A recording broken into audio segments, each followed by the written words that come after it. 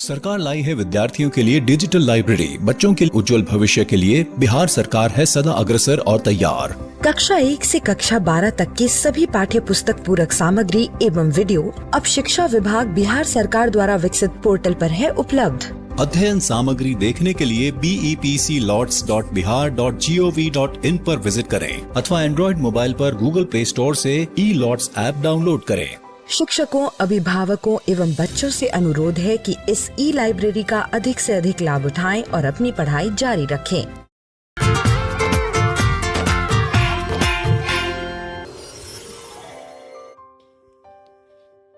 बापू की कहानी, जिसमें हम बात करेंगे महात्मा गांधी के जीवन के बारे में। पिछली बार हमने ये जाना कि पिता की मृत्यु के बाद गांधी परिवार की हालत डगमगा गई। पिता के मित्र ने यह सलाह दी कि बापू को पढ़ने के लिए विलायत भेज दिया जाए और बापू ने विलायत जाने के लिए उनकी सलाह मान ली।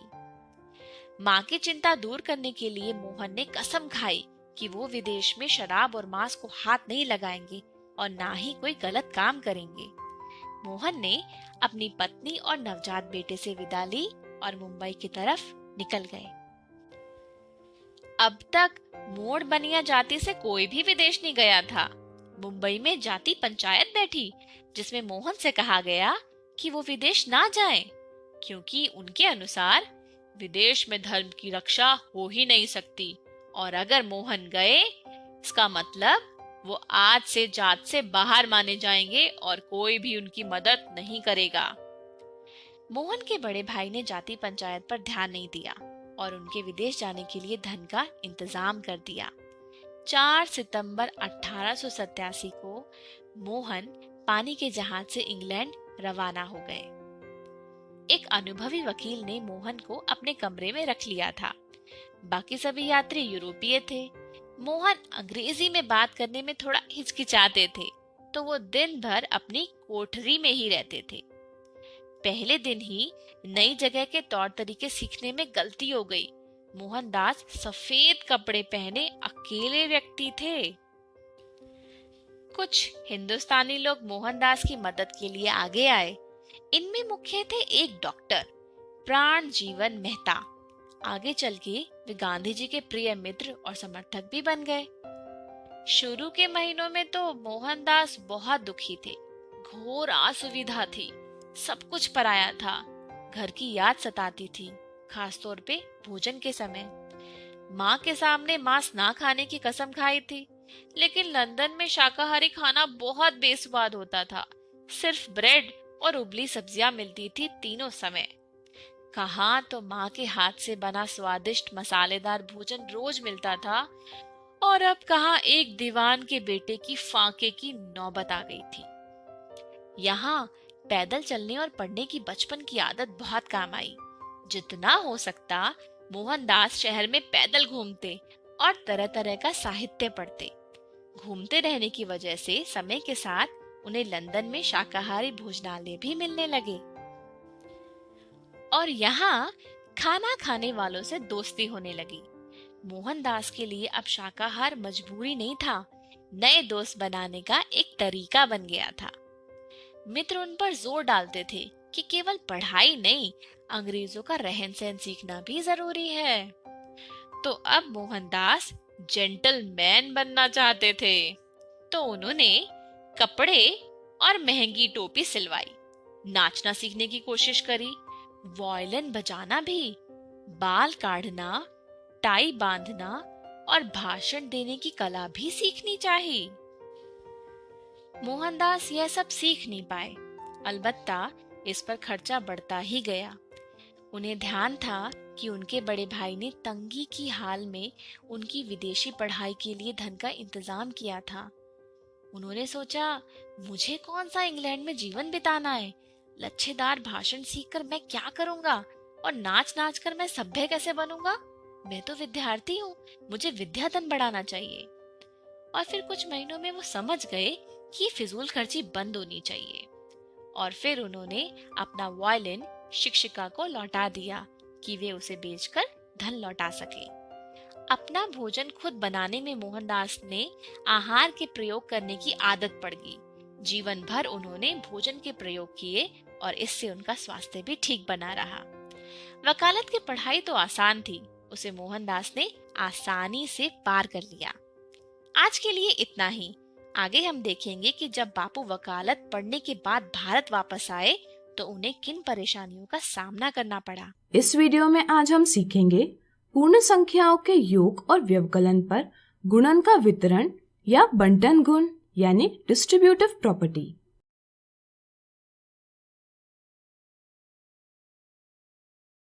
मान लीजिए प्रतिदिन आपके पापा आपको 3 रुपए देते हैं और माँ 2 रुपए, जिन्हें आप गुल्लक में जमा करते हो। क्या आप बता सकते हैं 5 दिन में आप कितनी धनराशि जमा कर पाओगे? इसे हल करने के 2 तरीके हैं। विधि 1, आप एक दिन की कुल राशि पता कीजिए जो होगी 3 धन 2 रुपए। इस प्रकार 5 दिन में आप 5 गुना 3 धन 2 रुपए इतनी धनराशि जमा कर पाओगे। इसका हल होगा 5 गुना 5 यानी कि 25। विधि 2, एक तरीका यह भी है कि पहले आप 5 दिन में पापा से कितने रुपए मिलेंगे यह प्राप्त करें, फिर 5 दिन में माँ से कितने रुपए मिलेंगे यह प्राप्त करें, फिर दोनों धनराशियों को जोड़ें यानी कि 5 गुना 3 धन 5 गुना 2 करें। इसका हल होगा 15 धन 10 यानी 25। क्या ये पहले हल के समान ही है? हाँ, तो क्या हम कह सकते हैं 5 गुना 3 धन 2 बराबर है 5 गुना 3 धन 5 गुना 2 के? हाँ, इसका अर्थ क्या है? यहाँ 2 संख्याओं के योग को बांटा गया है, यानी कि योग पर गुणन का वितरण हुआ है।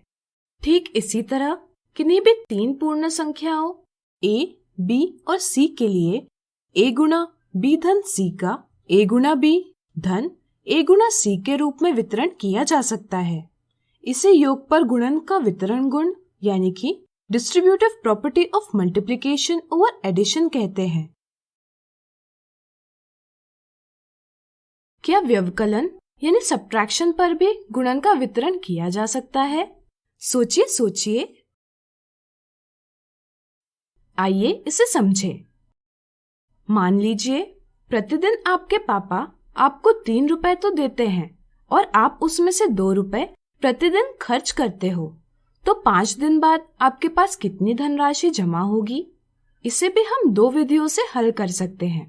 पहली 5 गुना 3 ऋण 2 इस विधि से, जिससे 5 यह जवाब प्राप्त होता है, और दूसरी 5 गुना 3 ऋण 5 गुना 2 इस विधि से भी हमें 15 ऋण 10 यानी 5 ही जवाब प्राप्त होगा।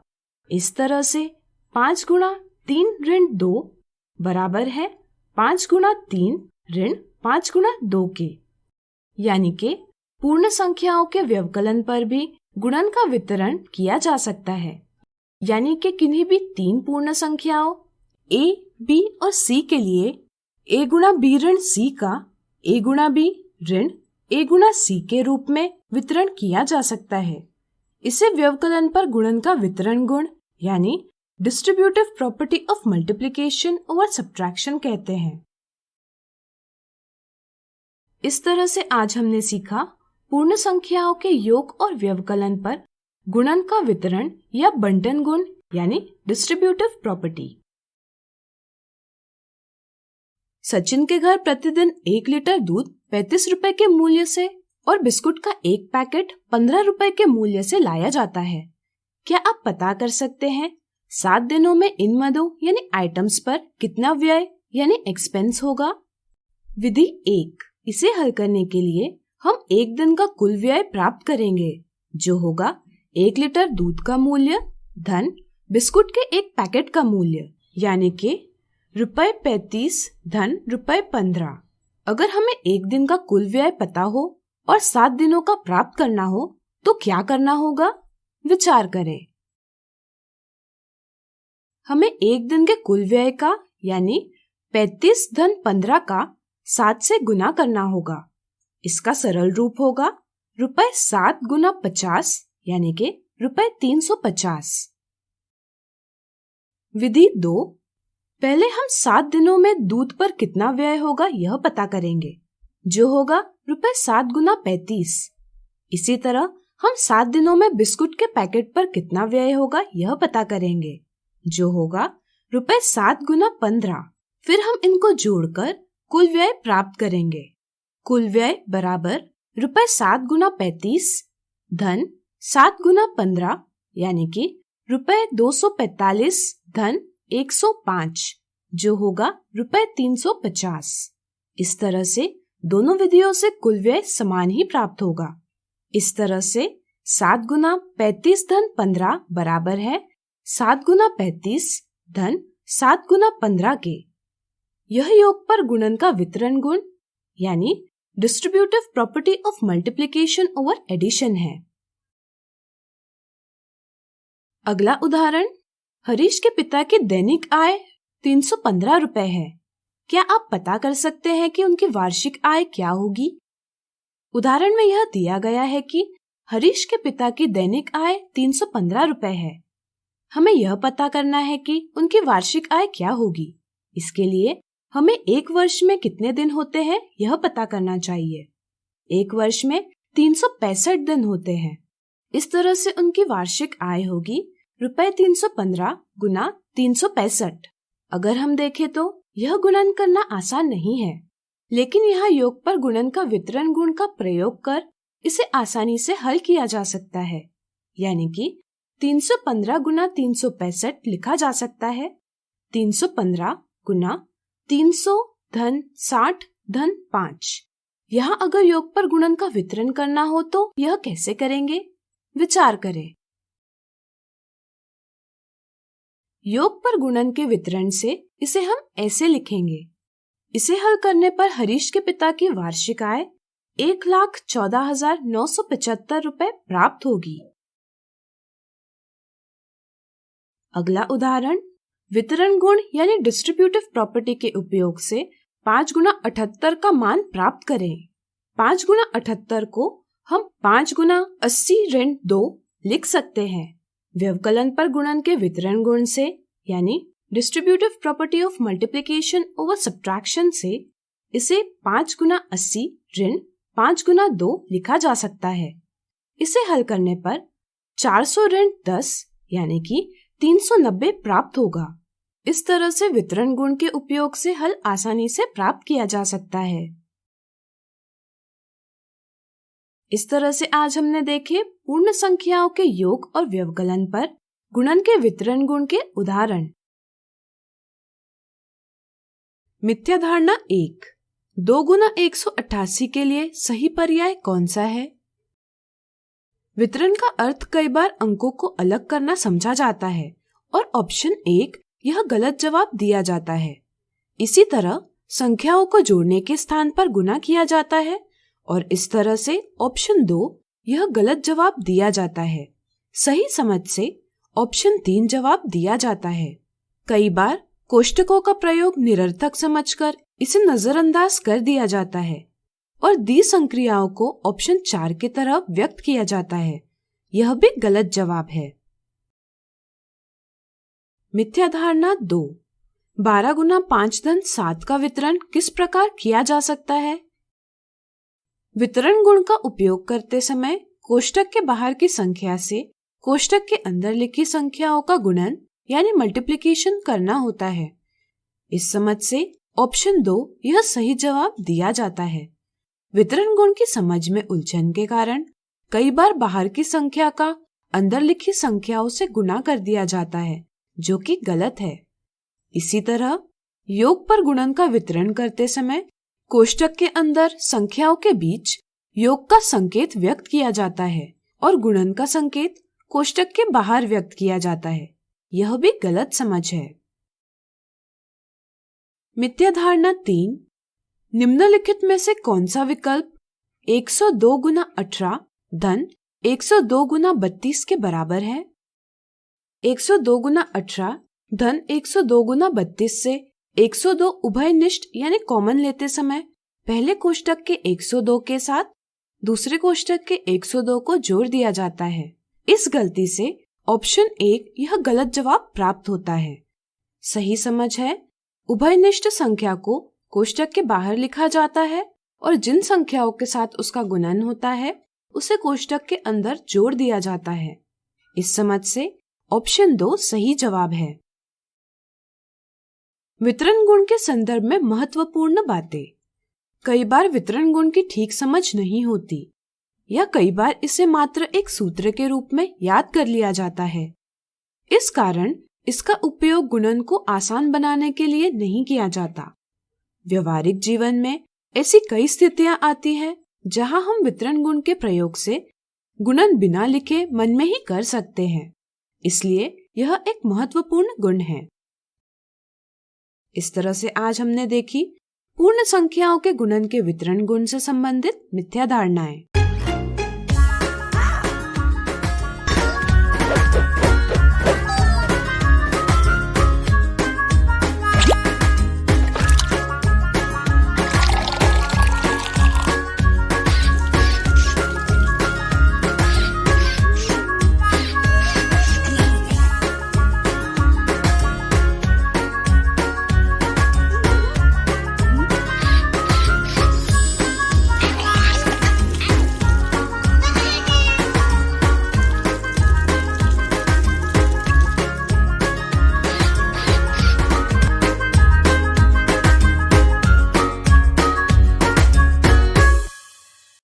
आज हम सीखेंगे दशमलव संख्याओं का विभाजन।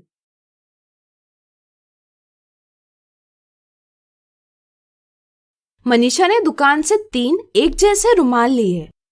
इन्हें सजाने के लिए उसने इनके चारों ओर लेस लगाई। अगर उसने तीनों रुमाल को लगाने के लिए 4.26 मीटर लंबी लेस का प्रयोग किया होगा तो उसने प्रत्येक रुमाल के लिए कितनी लेस का प्रयोग किया होगा? यह पता करने के लिए हमें 4.26 को 3 से विभाजित करना होगा। यहाँ हमें दशमलव संख्या को एक पूर्ण संख्या से विभाजित करना होगा। आइए इसे हल करें।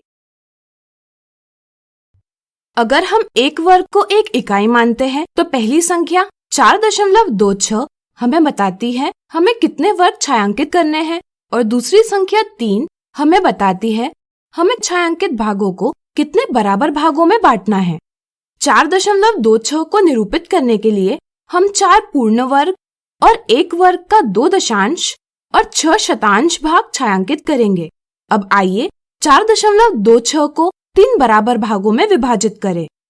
क्या आप बता सकते हैं हम 4 इकाइयों को 3 बराबर भागों में कैसे विभाजित करेंगे? सोचिए सोचिए। चलिए हम बताते हैं। हम प्रत्येक भाग में एक एक इकाई रख सकते हैं। ऐसा करने पर 1 इकाई शेष रहेगी। इसे विभाजित करने के लिए हमें इसे दशांश भागों में बांटना होगा। अब यहाँ कुल 10 जमा 2 यानी कि 12 दशांश भाग है। इसे 3 बराबर भागों में बांटने पर प्रत्येक भाग में 4 दशांश आएंगे। हम बचे 6 शतांश को भी 3 बराबर भागों में बांटेंगे। इससे प्रत्येक भाग में 2 शतांश आएंगे। अब आप देख सकते हैं कि प्रत्येक भाग में 1 इकाई है, 4 दशांश है और 2 शतांश है। इस तरह से प्रत्येक भाग होगा 1.42। हम कह सकते हैं कि 4.26 विभाजित 3 बराबर 1.42, यानी कि मनीषा ने प्रत्येक रुमाल के लिए 1.42 मीटर लेस का प्रयोग किया होगा। गणित में दशमलव संख्याओं का विभाजन करने के लिए पहले हम इन्हें भिन्नों के रूप में व्यक्त कर सकते हैं, फिर हम इनका विभाजन करेंगे। भिन्नों का विभाजन करने के लिए हम विभाजित की जाने वाली संख्या को वैसा का वैसा रखते हैं और दूसरी संख्या के व्युत्क्रम यानी रेसिप्रोकल से इसे गुणा करते हैं। इस तरह से हमें परिणाम प्राप्त होगा 1.42। अब मान लीजिए उसने तीनों रुमाल के लिए 4.27 मीटर लेस का प्रयोग किया होता तो उसे प्रत्येक रुमाल के लिए कितनी लेस आवश्यक होती? चलिए ज्ञात करें। इसके लिए हम 4.27 को 3 से भाग देंगे। 4.27 विभाजित 3 बराबर 427/100 विभाजित 3/1 बराबर 427/3 गुना 100 बराबर 427/3 गुना 1/100। अब चलिए 427 को 3 से भाग दे। भाग देने पर हमें भागफल प्राप्त होता है 142, लेकिन यहाँ शेष 0 नहीं है। ऐसी स्थिति में हम भाग दी जा रही संख्या के दाईं ओर दशमलव बिंदु रखते हैं और इसके बाद एक शून्य लेते हैं। अब आप जरूर जानते होंगे कि इस प्रकार शून्य लेने से संख्या के मान में कोई बदलाव नहीं होता। अब हम इस शून्य को नीचे शेष के दाईं ओर रखेंगे, जिससे संख्या बन जाएगी 10। चूँकि हम दशमलव के बाद वाले अंकों का विभाजन कर रहे हैं, इसलिए अब हम भागफल में भी अंतिम अंक के दाईं ओर दशमलव बिंदु रखेंगे। अब हम देखते हैं कि 3 को 3 से गुणा करने पर हमें 10 के निकटतम मान वाली लेकिन छोटे मान वाली संख्या प्राप्त होती है 9। इसलिए हम भागफल में दशमलव बिंदु के दाईं ओर 3 लिखेंगे और शेष 10 से 9 को घटाएंगे। अब फिर से हमें शेष 1 प्राप्त होगा। फिर से हम भाग दी जाने वाली संख्या में शून्य लेंगे, फिर से शेष बन जाएगा 10 और फिर से हम विभाजन दोहराएंगे। इस प्रकार हम विभाजन करते जाएंगे तो हमें भागफल में इस प्रकार संख्या प्राप्त होगी। यह कभी समाप्त नहीं होगी, इसलिए हम संख्या को जरूरत के अनुसार जितने चाहिए उतने अंक तक ही सीमित रखते हैं। जैसे यहाँ हम 142.3 तक ही लेंगे। तो अब हम 4.27 विभाजित 3 को 142.3 गुना 1/100 लिख सकते हैं। इसे ही हम 142.3/100 इस प्रकार लिखते हैं। 100 से विभाजन करने के लिए हम दशमलव बिंदु को 2 स्थान बाईं ओर सरकाते हैं। इससे परिणाम प्राप्त होगा 1.423। अब आइए जाने एक दशमलव संख्या को दूसरी दशमलव संख्या से कैसे विभाजित किया जाता है। एक व्यक्ति 7.2 किलोमीटर की दूरी तय करता है। यदि उसे इतनी दूरी तय करने के लिए 1.2 घंटे समय लगता है, तो प्रति घंटे में वह कितनी दूरी तय कर पाएगा? यह पता करने के लिए हमें 7.2 किलोमीटर को 1.2 घंटे समय से विभाजित करना होगा। जैसा कि आप देख सकते हैं, यहाँ हम एक दशमलव संख्या को दूसरी दशमलव संख्या से विभाजित कर रहे हैं। आइए 7.2 विभाजित 1.2 का भागफल प्राप्त करें। 7.2 विभाजित 1.2, इस विभाजन का अर्थ है 7.2 में से 1.2 के कितने समूह बनाए जा सकते हैं। तो आइए पहले विभाजित की जाने वाली संख्या को निरूपित करें। यह हम इस प्रकार करेंगे। आइए इनमें से 1.2 यानी कि 1 इकाई और 2 दशांश लेकर एक समूह बनाएं। इस प्रकार हम 7.2 में से 1.2 के 6 समूह बना सकते हैं। इसलिए हम कह सकते हैं कि 7.2 विभाजित 1.2 बराबर 6 है। भागफल प्राप्त करने के लिए एक तरीका यह है कि हम विभाजन की जाने वाली दशमलव संख्याओं को भिन्नों के रूप में लिखें। 7.2 को 72/10 लिखा जा सकता है और 1.2 को 12/10 लिखा जा सकता है। 72/10 विभाजित 12/10। क्या अब आप बता सकते हैं हम भिन्नों का यह विभाजन कैसे करेंगे? सोचिए। सही पहचाना। हम पहली संख्या को वैसा का वैसा रखेंगे और इससे दूसरी संख्या के व्युत्क्रम यानी रेसिप्रोकल से गुणा करेंगे।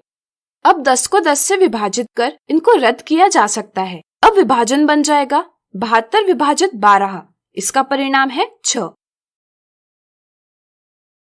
इसलिए व्यक्ति प्रति घंटे 6 किलोमीटर दूरी तय करता होगा। इसी को आसानी से करने का एक और तरीका है कि हम 7.2 और 1.2 को एक के नीचे एक अंश और हर के रूप में लिखें। अब हम प्रयास करेंगे कि हर एक पूर्ण संख्या हो। इसके लिए हम हर को 10 से गुणा कर सकते हैं। मान समान रखने के लिए हमें अंश को भी 10 से गुणा करना होगा। इस तरह से 1.2 को 10 से गुणा करने पर दशमलव बिंदु एक स्थान से दाईं ओर सरक जाएगा। चूँकि अब दशमलव बिंदु के बाद कोई भी अंक नहीं है, इसे हम नजरअंदाज कर सकते हैं। इसी तरह अंश में हमें संख्या प्राप्त होगी 72। अब हम 72 को 12 से विभाजित करेंगे। इससे हमें परिणाम प्राप्त होगा 6। अब आइए देखें दशमलव संख्याओं को 10, 100, 1000 जैसी संख्याओं से विभाजित करने की एक आकर्षक विधि। यह दशमलव संख्या 3316.4 को 10, 100, 1000, 10,000 से विभाजित कर इनके परिणाम व्यक्त किए गए हैं। मजेदार बात यह है विभाजित की जाने वाली संख्या और परिणाम में अंक समान हैं। अगर आप ध्यान से देखेंगे तो पाएंगे कि 10 से गुणज में जितने शून्य हैं, दशमलव बिंदु उतने स्थान बाईं ओर सरकता दिखाई देता है। जैसे 10 में एक शून्य है, इसलिए दशमलव बिंदु एक स्थान से बाईं ओर सरका। 100 में 2 शून्य है, इसलिए दशमलव बिंदु 2 स्थान बाईं ओर सरका है। इसी प्रकार 1000 में 3 शून्य है, इसलिए दशमलव बिंदु 3 स्थान बाईं ओर सरका है। इसी क्रम को हम आगे बढ़ाते हुए हम देख सकते हैं कि 10,000 से विभाजन करने पर दशमलव बिंदु 4 स्थान बाईं ओर सरक गया है। इससे आपको क्या पता चलता है? सोचिए सोचिए। चलिए हम बताते हैं। जब किसी दशमलव संख्या को 10 या 10 के गुणज जैसे 100, 1000, 10,000 से विभाजित किया जाए तो परिणाम और दशमलव संख्या के अंक समान रहते हैं, लेकिन दशमलव बिंदु उतने स्थान बाईं ओर सरकता है जितने एक पर शून्य होते हैं। तो आज हमने सीखा दशमलव संख्याओं का विभाजन। अगले वीडियो में कुछ उदाहरणों से इसे और अच्छे से जानेंगे। मनीष ने अपने घर की दीवारों को पेंट किया। उसे 4 एक जैसी दीवारों को पेंट करने के लिए 7.92 लीटर रंग की जरूरत पड़ी। यदि उसने सभी दीवारों के लिए बराबर मात्रा में रंग का प्रयोग किया होगा तो उसके द्वारा प्रत्येक दीवार के लिए प्रयोग की गई रंग की मात्रा ज्ञात कीजिए। उदाहरण से पता चलता है कि मनीष ने 4 दीवारों को पेंट किया, जिसके लिए उसे कुल 7.92 लीटर रंग की जरूरत पड़ी। उसे एक दीवार को पेंट करने के लिए कितना रंग लगा, यह पता करने के लिए हमें 7.92 को 4 से विभाजित करना होगा। तो आइए 7.92 विभाजित 4 का भागफल ज्ञात करें। हम 7.92 को 792/100 इस प्रकार लिख सकते हैं। इस तरह से विभाजन बन जाएगा 792/100 विभाजित 4। विभाजन का परिणाम ज्ञात करने के लिए हम पहली संख्या 792/100 को वैसा का वैसा लिखेंगे और इससे दूसरी संख्या 4 के व्युत्क्रम यानी रेसिप्रोकल 1/4 से गुणा करेंगे। 792/100 गुना 1/4 बराबर 792 गुना 1/100 गुना 4। इसी को हम 1 गुना 792/100 गुना 4 लिख सकते हैं। क्या आप बता सकते हैं 792 गुना 1 बराबर 1 गुना 792 क्यों लिख सकते हैं? सोचिए सोचिए। क्योंकि दो संख्याओं का गुणन क्रम विनिमेय यानी कम्यूटेटिव है, यानी कि किसी भी क्रम में किया जा सकता है। 1 गुना 792/100 गुना 4, इसी को हम 1/100 गुना 792/4 इस प्रकार लिख सकते हैं। 792 को 4 से विभाजित करने पर परिणाम प्राप्त होगा 198 और 1/100 गुना 198 बराबर 1.98। इसलिए हम कह सकते हैं कि मनीष को एक दीवार पेंट करने के लिए 1.98 लीटर रंग लगा। अगला उदाहरण, एक हवाई जहाज 2.3 घंटे में 3076.48 किलोमीटर की दूरी तय करता है। पता कीजिए वह प्रति घंटे में कितने किलोमीटर दूर जाता होगा। उदाहरण से यह पता चलता है कि हवाई जहाज 2.3 घंटे समय में 3076.48 किलोमीटर की दूरी तय करता है। अगर हमें पता करना है कि वह प्रति घंटे में कितने किलोमीटर दूर जाता है, तो इसके लिए हमें 3076.48 को 2.3 से विभाजित करना होगा। तो आइए 3076.48 विभाजित 2.3 का परिणाम ज्ञात करें। 2 दशमलव संख्याओं का विभाजन करने का हम एक और तरीका देखेंगे। पहले हम इस विभाजन को 3076.48/2.3 इस प्रकार भिन्न के रूप में लिखेंगे। फिर हम हर को एक पूर्ण संख्या में परिवर्तित करेंगे। जरा सोचिए यह हम कैसे करेंगे? सोचिए सोचिए। चलिए हम बताते हैं। अगर हम अंश और हर दोनों को 10 से गुणा करेंगे तो अंश और हर के अंक तो समान रहेंगे, लेकिन दशमलव बिंदु एक स्थान से दाईं ओर सरक जाएगा। 23 के बाद दशमलव बिंदु है और इसके बाद कोई भी अंक नहीं है। अब हम कह सकते हैं कि यहाँ दशमलव संख्या का सिर्फ पूर्ण भाग ही है, इसलिए हम दशमलव बिंदु को नजरअंदाज कर सकते हैं। इस तरह संक्षेप में हम कह सकते हैं कि अगर यह अंश और हर का दशमलव बिंदु एक स्थान से दाईं ओर सरकाया जाए तो हमें हर के स्थान पर एक पूर्ण संख्या प्राप्त होगी। अब हम 30,764.8 को 23 से विभाजित करेंगे।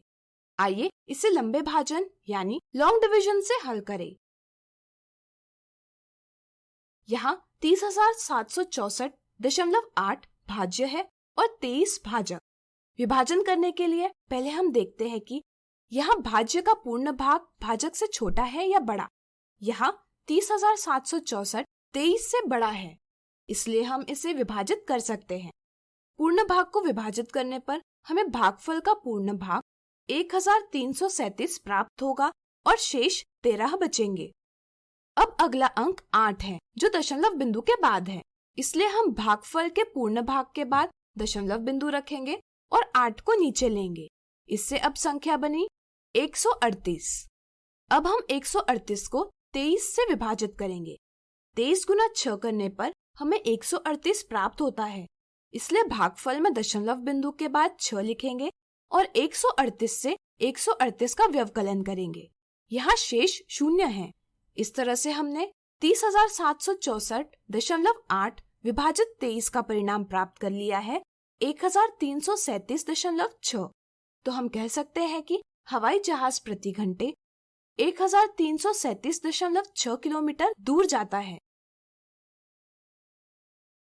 तो आज हमने देखे दशमलव संख्याओं के विभाजन के उदाहरण।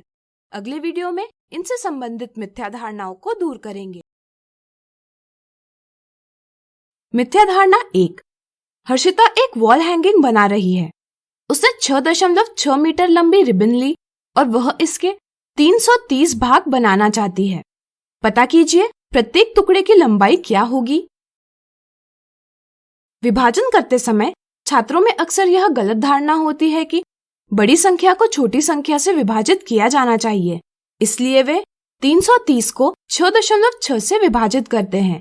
इससे उन्हें परिणाम प्राप्त होता है 50, जो कि एक गलत जवाब है, इसलिए ऑप्शन 1 गलत है।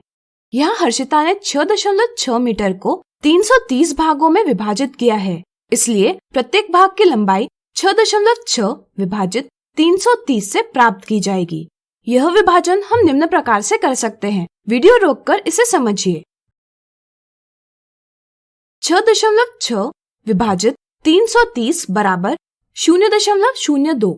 इस तरह से प्रत्येक टुकड़े की लंबाई होगी 0.02 मीटर। मिथ्या धारणा 2। रोशन और मोहन विभाजन के समझ पर चर्चा कर रहे थे। रोशन ने कहा कि विभाजन का परिणाम हमेशा एक छोटी संख्या होती है, जबकि मोहन ने कहा कि विभाजन का परिणाम एक बड़ी संख्या भी हो सकती है। तो बताइए कौन सही है? कुछ छात्रों को यह मिथ्या धारणा होती है कि गुणन का परिणाम हमेशा एक बड़ी संख्या होती है। इसी प्रकार उन्हें यह भी मिथ्या धारणा होती है कि विभाजन का परिणाम हमेशा एक छोटी संख्या होती है। आइए इस मिथ्या धारणा को दूर करें। अगर हम 6 को 2 से विभाजित करें तो हमें परिणाम प्राप्त होता है 3, लेकिन अगर हम 6 को 0.2 से विभाजित करें तो हमें परिणाम प्राप्त होगा 30। तो हम कह सकते हैं कि विभाजन का परिणाम हमेशा एक छोटी संख्या नहीं हो सकती, यानी कि रोशन की समझ गलत है, इसलिए ऑप्शन 1 गलत है। चूंकि मोहन ने सही समझा कि विभाजन का परिणाम एक बड़ी संख्या भी हो सकती है, इसलिए मोहन की समझ सही है, इसलिए ऑप्शन 2 सही है। तो आज हमने देखी दशमलव संख्याओं के विभाजन से संबंधित मिथ्या धारणाएं।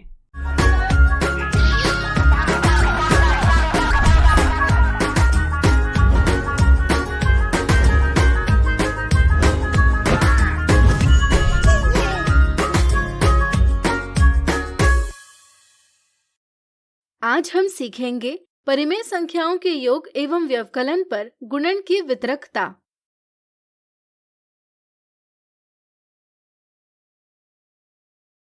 जरा सोचिए, निशांत किसी दुकान में जूस की 2 एक जैसी बोतलें और 2 एक जैसे चॉकलेट खरीदता है।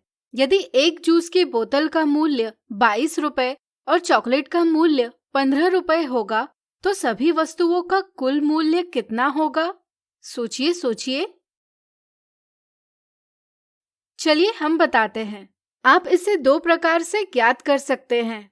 आप जूस की एक बोतल का मूल्य और चॉकलेट का मूल्य जोड़कर इसका दोगुना कर सकते हैं, या आप जूस की 2 बोतल का मूल्य और 2 चॉकलेट का मूल्य अलग अलग ज्ञात करके इनका योग कर सकते हैं।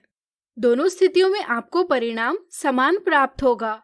हम कह सकते हैं कि 2 गुणा 22 धन 15 बराबर 2 गुणा 22 धन 2 गुणा 15 है।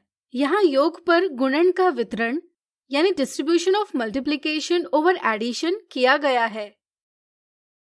परिमेय संख्याओं के संदर्भ में भी योग पर गुणन का वितरण किया जा सकता है। चलिए इसे एक उदाहरण से समझें। मान लीजिए हमें 2/3 का ऋण 4/5 धन 7/5 से गुणन करना है।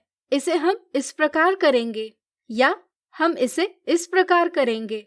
हमें दोनों स्थितियों में समान परिणाम प्राप्त हो रहा है, इसलिए हम कह सकते हैं कि 2/3 गुणा ऋण 4/5 धन 7/5 बराबर 2/3 गुणा ऋण 4/5 धन 2/3 गुणा 7/5 है। व्यापक रूप में किन्हीं भी 3 परिमेय संख्याओं a, b, c के लिए a गुणा b धन c बराबर a गुणा b धन a गुणा c है। इसे योग पर गुणन की वितरकता यानी distributivity of multiplication over addition कहते हैं। अब आप वीडियो रोककर अपनी नोटबुक और पेन लीजिए और नोटबुक पर 3 परिमेय संख्याएं लीजिए। मान लीजिए पहली परिमेय संख्या a, दूसरी b और तीसरी c है। अब आप a गुणा b ऋण c में a, b, c के स्थान पर लिए गए मान रखकर परिणाम ज्ञात कीजिए। अब आप a गुणा b ऋण a गुणा c में a, b, c के स्थान पर लिए गए मान रखकर परिणाम ज्ञात कीजिए। क्या आपको दोनों स्थितियों में समान परिणाम प्राप्त हुआ? इससे आपको क्या पता चलता है? सोचिए सोचिए। बिल्कुल सही। हम कह सकते हैं कि किन्हीं भी 3 परिमेय संख्याओं a, b, c के लिए a गुणा b ऋण c बराबर a गुणा b ऋण a गुणा c है। इसे हम व्यवकलन पर गुणन की वितरकता यानी distributivity of multiplication over subtraction कहते हैं। अब आपकी योग एवं व्यवकलन पर गुणन की वितरकता की समझ बन गई होगी। तो आज हमने सीखा परिमेय संख्याओं के योग एवं व्यवकलन पर गुणन की वितरकता। अगले वीडियो में इनसे जुड़े कुछ उदाहरण देखेंगे। एक परीक्षा का नियम था कि प्रत्येक सही जवाब को धन 2 और 1/2 अंक दिए जाएंगे और प्रत्येक गलत जवाब को ऋण 1/4 अंक दिए जाएंगे।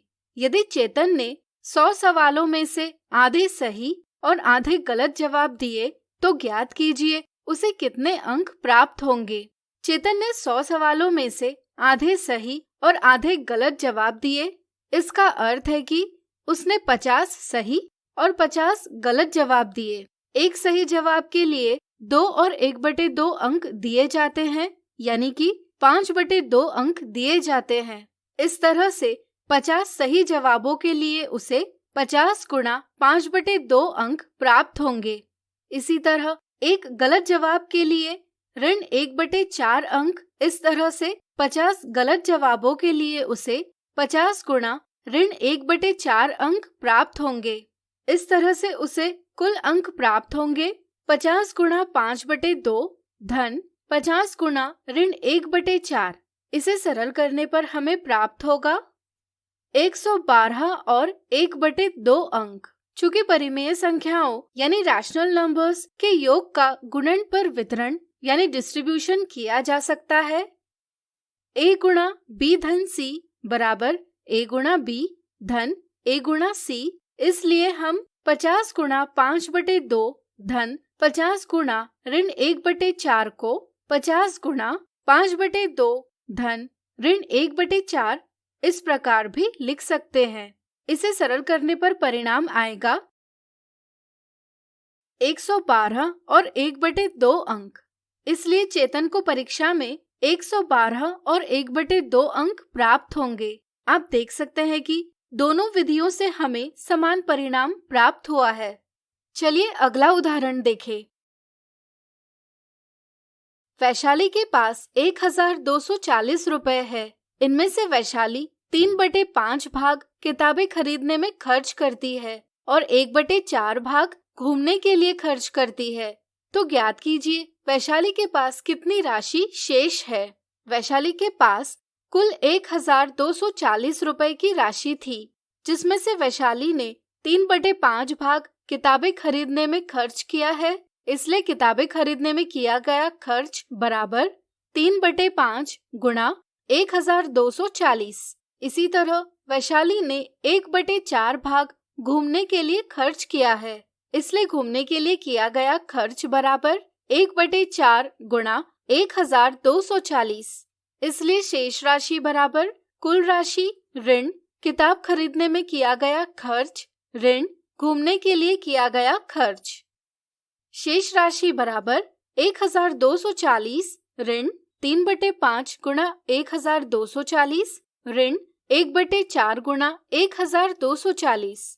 व्यवकलन के गुणन पर वितरण गुण से शेष राशि बराबर 1240 गुणा 1 ऋण 3/5 ऋण 1/4।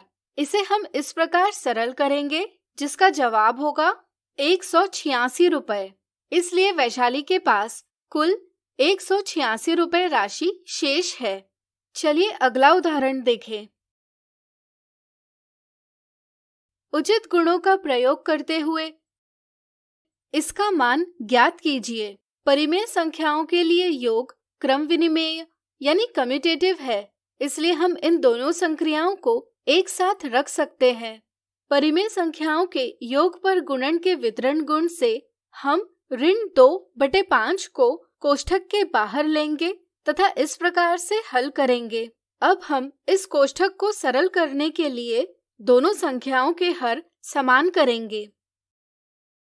इसे सरल करने पर हमें परिणाम प्राप्त होगा ऋण 33/35।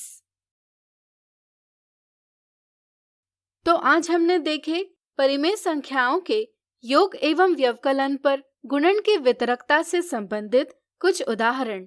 अगले वीडियो में इनसे जुड़ी कुछ गलतियां देखेंगे। आज हम देखेंगे परिमेय संख्याओं के योग एवं व्यवकलन पर गुणन की वितरकता से संबंधित कुछ गलतियां।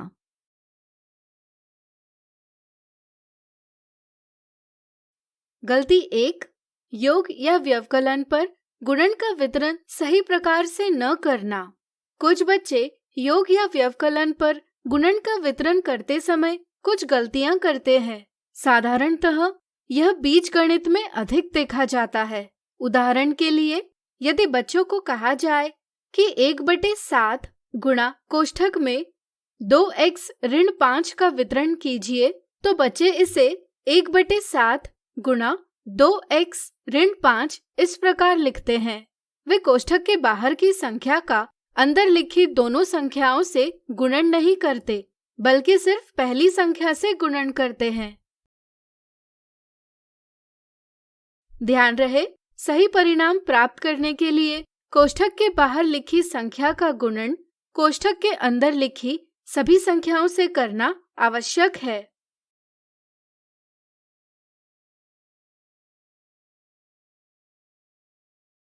गलती 2, साहचर्य गुण यानी एसोसिएटिव प्रॉपर्टी और वितरण गुण में भ्रम। कुछ बच्चों को साहचर्य गुण और वितरण गुण में भ्रम होता है क्योंकि दोनों गुण कोष्ठकों के प्रयोग से संबंधित है। यदि उन्हें पूछा जाए कि 2/3 गुणा कोष्ठक में 1/5 धन 3/11 बराबर कोष्ठक में 2/3 गुणा 1/5 धन 2/3 गुणा 3/11 दिए गए समीकरण यानी इक्वेशन में कौन से गुण का प्रयोग हुआ है, तो कोष्ठकों को देखकर वे बताते हैं कि इस समीकरण में साहचर्य गुण का प्रयोग हुआ है। यह समझना आवश्यक है कि यहाँ योग का गुणन पर वितरण किया गया है। चलिए इस गलती को एक आसान उदाहरण से दूर करें।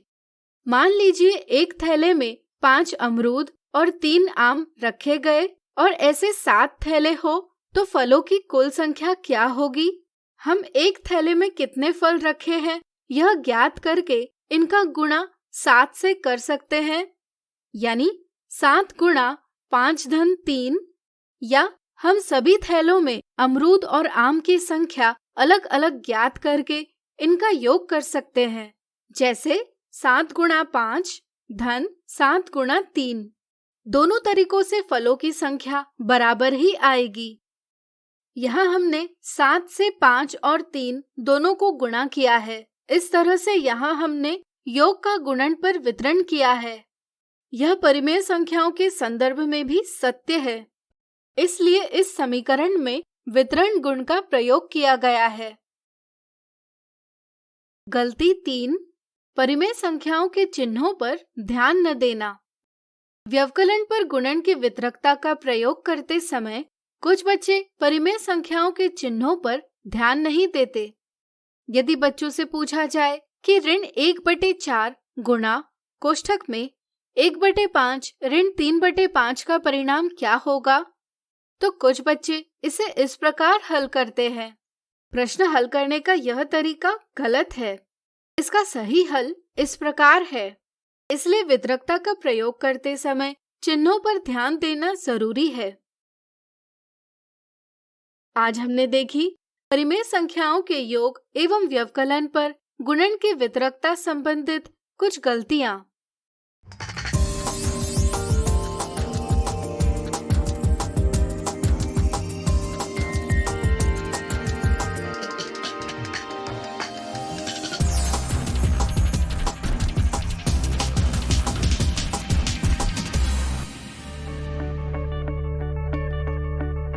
संजय गांधी जैविक उद्यान जू आउटरीच प्रोग्राम में आज हम अपने राष्ट्रीय पक्षी मोर के एनक्लोजर के पास चलेंगे और जानेंगे उसके बारे में कुछ अनोखी बातें।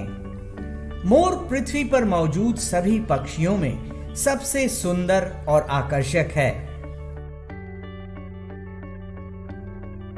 इसे भारत का राष्ट्रीय पक्षी होने का गौरव भी हासिल है। ये अपने रंगीन पंखों के लिए विशेष रूप से जाना जाता है। मोर अपने रंग बिरंगे पंख फैलाकर शानदार नृत्य के लिए संसार भर में प्रसिद्ध हैं। इनके पंख मलमल के वस्त्र जैसे कोमल होते हैं। गर्दन पतली और सुराहीदार होती है, जो देखने में सुंदर, नीला और मखमली लगता है।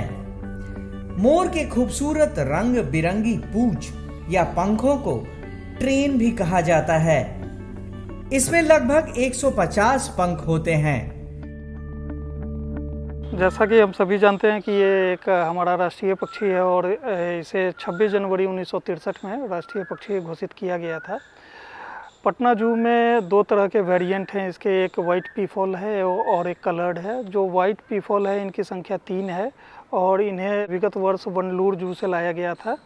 और जो कलर्ड हैं इनकी संख्या लगभग 16 है। इनकी काफ़ी अच्छी ब्रीडिंग पटना जू में हो रही है।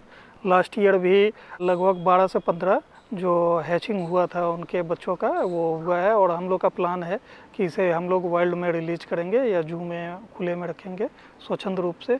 जो मोर हैं ये फिजेंट्स होते हैं। फिजेंट्स अर्थात वैसे पक्षी जिसमें सेक्सुअल डाइमॉर्फिज्म पाया जाता है। जो इसके मेल होते हैं वो ज़्यादा अट्रैक्टिव होते हैं, उनके फिदर्स जो होते हैं काफ़ी बड़े और अट्रैक्टिव कलरफुल होते हैं, और बनिस्बत जो फीमेल होती हैं वो उनमें फिदर्स और उस तरह के नहीं होते हैं, वो उतने अट्रैक्टिव देखने में नहीं लगते हैं। मोर के पैरों का रंग मटमैला होता है और आंखें छोटी होती हैं। इनका वजन 2.75 किलोग्राम से 6 किलोग्राम तक होता है। नर मोर की लंबाई लगभग 215 सेंटीमीटर और ऊंचाई 50 सेंटीमीटर होती है और मादा मोर की लंबाई लगभग 95 सेंटीमीटर होती है। मोर सर्वाहारी होते हैं। इन्हें अनाज, फल, चींटियां, दीमक, छोटे कीट और सरीसृपों को खाना बेहद पसंद है। इनका वजन अधिक होने के वजह से ये ज्यादा लंबे समय तक उड़ नहीं सकते हैं, इसलिए ये उड़ने की जगह चलना पसंद करते हैं। ये बेहद शर्मीले और चौकन्ने होते हैं, इसलिए इन्हें जंगल में रहना अधिक पसंद है। ये मुख्यतः जंगली पक्षी होते हैं, लेकिन भोजन की तलाश इन्हें कई बार मानव बस्ती तक ले आती है। इनके सुनने की शक्ति काफी अधिक होती है। ये काफी दूर तक आवाज को सुनने की क्षमता रखते हैं। मोर आमतौर पर जंगलों में स्थायी जल स्रोतों के पास, झाड़ियों में या बड़े बड़े घास के मैदानों में देखे जाते हैं। इनका जीवन काल 20 से 25 वर्षों का होता है। मोर सामाजिक पक्षी होते हैं। इन्हें परिवार बनाकर या समूह में रहना पसंद है। इनके समूह में एक मोर और 4-5 मोरनी के अलावा इनके बच्चे होते हैं। मोर सामान्यतः 2 से 3 साल में प्रजनन योग्य हो जाते हैं। इनका प्रजनन काल जनवरी से सितंबर तक होता है। ये एक बार में 4 से 6 अंडे देते हैं। अन्य पक्षियों की तरह मोरनी अंडे देने के लिए घोंसला नहीं बनाती है, बल्कि जमीन पर ही सुरक्षित स्थान खोजकर अपने अंडे को देती है। विश्व में पाई जाने वाली सभी मोर की प्रजातियों में सबसे खूबसूरत और आकर्षक मोर भारत में ही पाए जाते हैं। इनके समूह को अंग्रेजी में पी फाउल के नाम से जाना जाता है, जबकि इनके बच्चे पी चिक्स कहे जाते हैं। संजय गांधी जैविक उद्यान में मोरों के रख रखाव पर काफ़ी ध्यान देना पड़ता है। मोरों के आहार में हम लोग यहाँ पे पालक, लहसुन, प्याज, ज्वार, बाजरा, गेहूँ, धान इत्यादि हम लोग देते हैं। बर्ड मेज भी दिया जाता है भोजन के रूप में। संजय गांधी जैविक उद्यान में एक प्रयोग भी किया गया है, सुपर वॉर्म भी हम लोग पक्षियों को यहाँ पे आहार के रूप में देते हैं, जो कि पक्षियों के लिए काफ़ी पोषक तत्व सुपर वॉर्म में पाए जाते हैं। पक्षियों के रख रखाव में खास करके विशेषकर मोर के लिए हम लोग यहाँ पे प्राकृतिक वास का उनको आभास देते हैं। केजों में जो है पर्यावरण के दृष्टिकोण से हम लोग तैयार करते हैं केज को, तो ताकि वो मोर जो है वो अपने आप को प्राकृतिक वास का आभास कर सकें। गर्मियों के मौसम में पानी का छिड़काव किया जाता है, रेत डाला जाता है और पानी भी बदलाव बराबर घंटे घंटे पर पानी का बदलाव बर्तनों में होता रहता है। जाड़े के मौसम में मोरों के रख रखाव में ध्यान देना पड़ता है कि अत्यधिक जब ठंड पड़ने लगती है या कुहासा चलने लगता है या शीतलहरी जब चलने लगती है, तो उस समय उसके छत को हम लोग फूस के से ढक देते हैं ताकि उनको गर्मी महसूस हो सके। संजय गांधी जैविक उद्यान में मौजूद मोर यहाँ आने वाले हर उम्र के दर्शकों के बीच बेहद लोकप्रिय हैं और यहाँ आने वाले दर्शक इनके एनक्लोजर के पास जरूर आते हैं। आज के लिए बस इतना ही। कल फिर मिलेंगे पटना जू शो में एक नए एनक्लोजर के पास एक नए जानवर के साथ। तब तक के लिए नमस्कार।